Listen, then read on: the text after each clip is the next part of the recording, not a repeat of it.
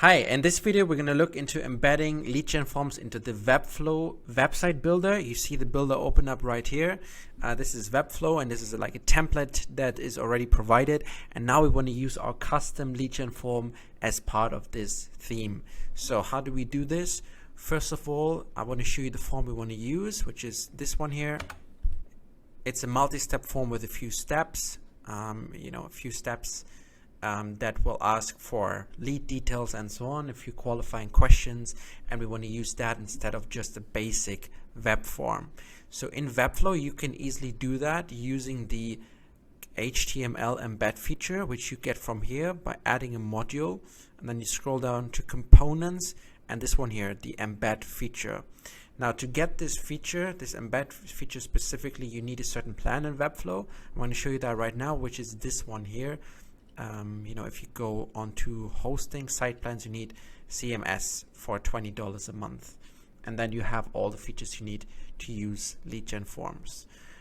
So let's go back to the builder. Let's embed our form. We're going to drag this into this section,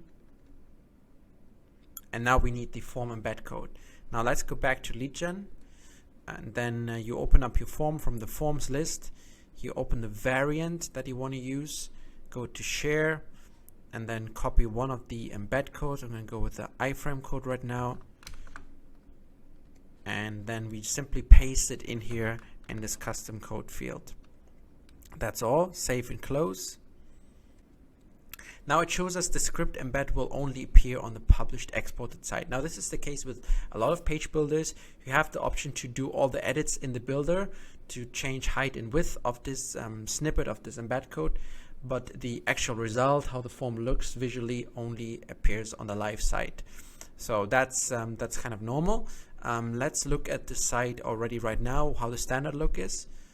Let's go on publish project.